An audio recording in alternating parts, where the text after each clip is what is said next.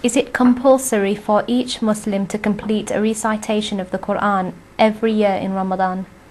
No, completing it in Ramadan, that is sunnah, means recommended. But in terms of completing it once a year, so in Hanafi madhab we have two opinions, and both are narrated from Abu Hanifa. In one, Abu Hanifa says it is actually compulsory, wajib, not fard but wajib, to read it once a year, and in different narration it's twice a year. But when Abu Hanifa says reading it once a year is compulsory, he does not mean just recitation, but it's understanding, reading, not just reciting, but reading through, means reading, understanding it.